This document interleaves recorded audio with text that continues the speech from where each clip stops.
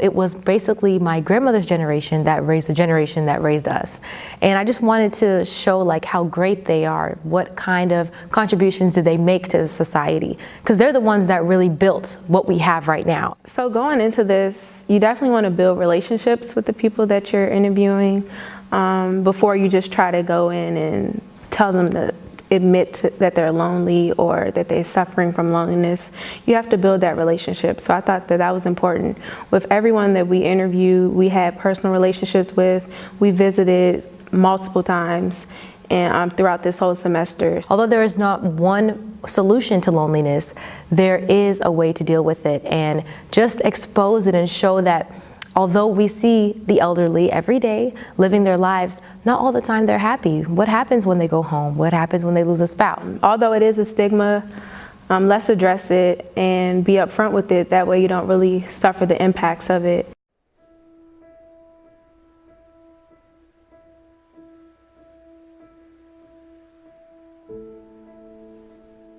I had to do a lot of praying that night in that room back there in my room by myself.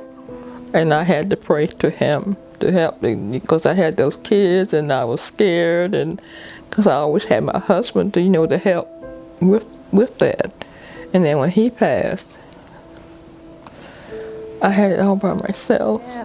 I don't get to move around town like I used to, go here, go there, take other people places and do things, but now I'm kind of limited on what I can do.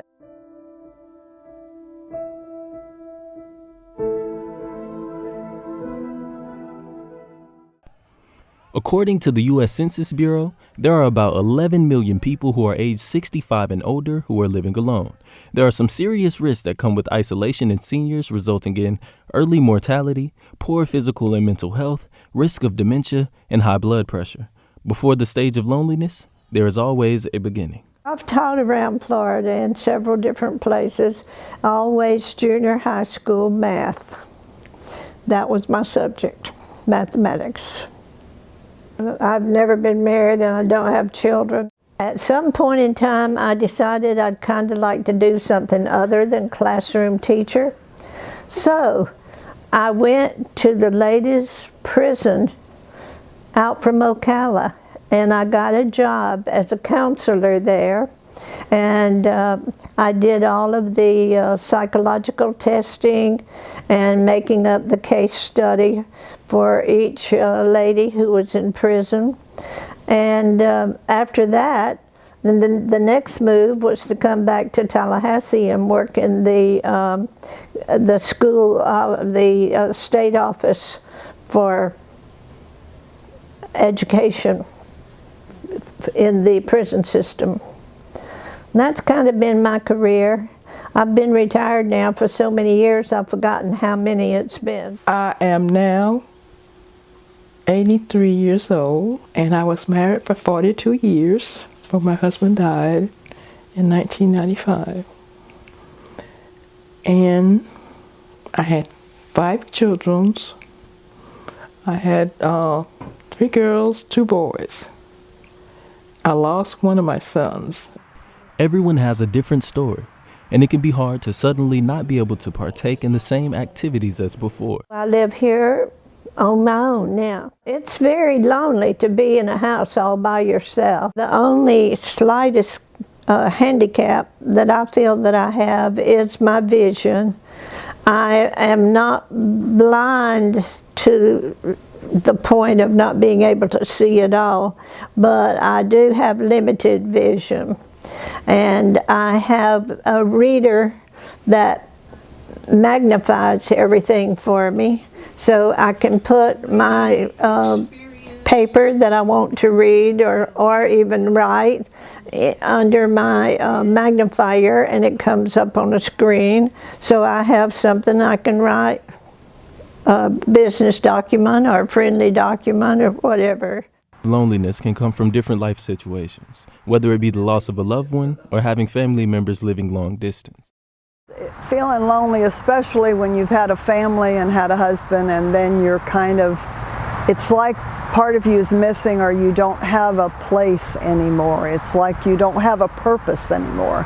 because everybody's life intertangled with yours, and all of a sudden, you know, especially when it's a husband, you just feel like that there's nobody to go any place or to sit down and eat with and do things with. You look around, there's nobody there.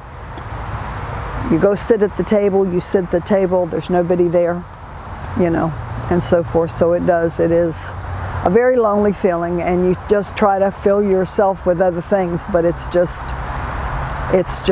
you either make the move or you sit there and you stay in that state.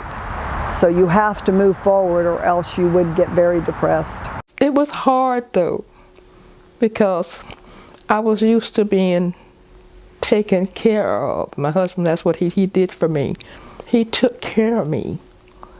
I didn't have to worry about the things, paying bills. He paid the bills and took care of things. In a study done by AARP, it showed that seniors also face social issues that add to their loneliness. And with seniors, some of us don't realize how big of a difference social interaction can make in one's life. My mom didn't really need me. You know, she was still real vibrant and was able to, you know, do a lot of her own functions herself, you know. And then as time went on through the years, Mom began to really need me more.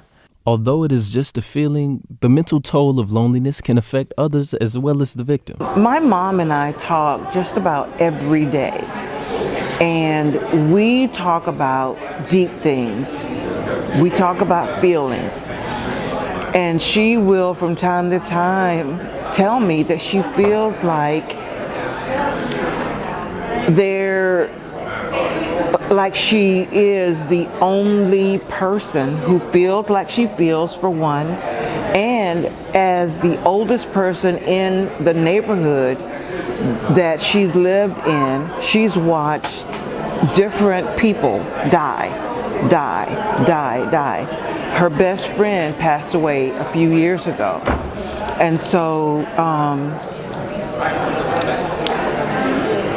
she feels lonely. She feels alone. She talks to me, though, sometimes about a loneliness in her soul that you can't put your finger on it. It's just, and I think that's the hole that my dad left.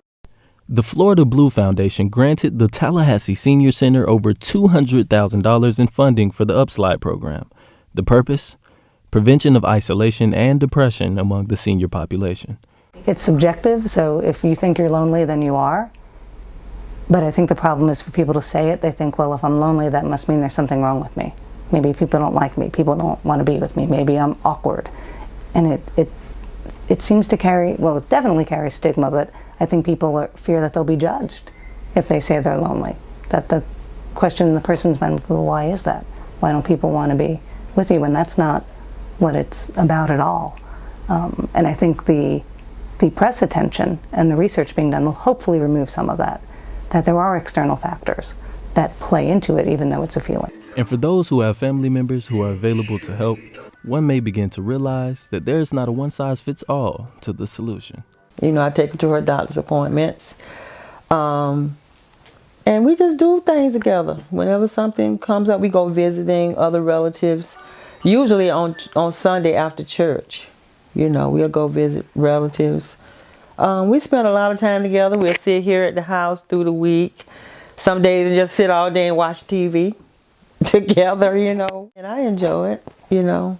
I consider it a blessing to still have my mom and be able to do things with her. Audrey being there is, I think, a big security for my mom, and they heal me. Their relationship, I think, is so symbiotic. I think it's great because Audrey is able to take my mom to all of her doctor's appointments. They fix their breakfast, they do their coffee, they you know, at each other. And so I think for Mama to have her daughter right there with her is comforting. For some seniors, they rely on services for meals or just companionship. In some circumstances, these services, whether private or provided by the city, become the only contact the senior may have. We may be the only contact with the client during the day, delivering the meal, asking how the client is. And if they stammer, stutter, or appear disoriented, then we seek help through our case managers or, if required, 911. That contact is most important to making sure that these seniors are alive, well, and have some kind of personal interaction during the day. In one instance, I had gone to a house out on the northwest sector of Tallahassee, and I didn't feel right when I got there because this lady always came to the door, was always very personable, very amenable, and just had some good discussions. And she didn't answer the door.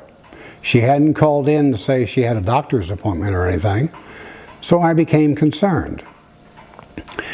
So I called back to the office, told them that I was not able to reach her, and would they please call her family contact and see if we should be concerned. I left and was heading for my next stop when the office called back and said that she was home and that her daughter was very concerned, and would I have any problem going back and breaking into the house? And I said, no, if this is a matter of life and death, I'll go back. So I went back and went around the house seeing if I could find an open window or an open door, and found the rear door to the house open. Walked in. She was on the floor of her home in distress. Was able, because she was mobile to some extent, to get her up on the couch, get her in a prone position with a pillow behind her head, and called 911, called the office to let them know what I had done. And in turn, they came and hospitalized her. Volunteering their personal time and reaching out to others is a solution for some. Margaret volunteers with Miss Janie Clark. She has dementia. I'm going to get all the straight pieces so we can get the outside done, okay? Okay. It doesn't matter whether we sit and talk about family, or she always asks me about my grandkids and we'll talk about her and things she's done. She always seems satisfied and very happy that I'm there, and always wants to know, are you coming back tomorrow? You know, because I only go twice a week to see her, but she always seems really excited. Her short-term memory is going, so she may ask me about my grandson and 5 minutes later ask me again. But when you're talking about something, she seems to be able to follow you, or, you know, and you say something, and when I'm working the puzzles, I'll say, well, find all the green ones or the blue ones. You know, she seems to be able to do that. For Miss Bennett, having a spiritual connection became her solution.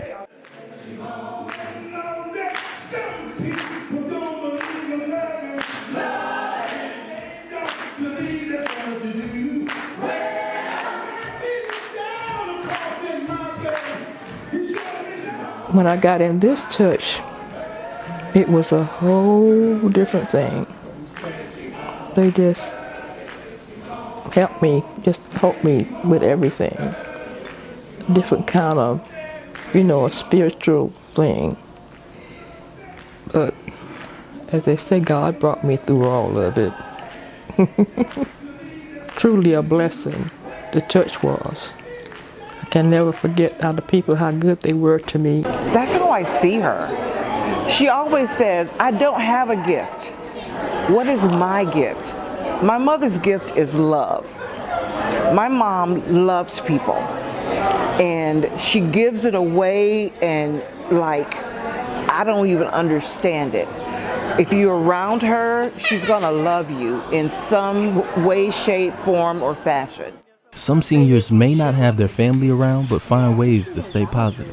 I'm not ready to give up. I'm going to keep going, that I'm going to have a good life and a full life, and I'll go places and do things and be whoever I am. And I live here and love working in my own house and working out in the yard, which surprises a lot of people, but if I can plant a few little flowers and they bloom for me, then I feel real great about it. Life, it has a start and an end, What can you do to make a difference?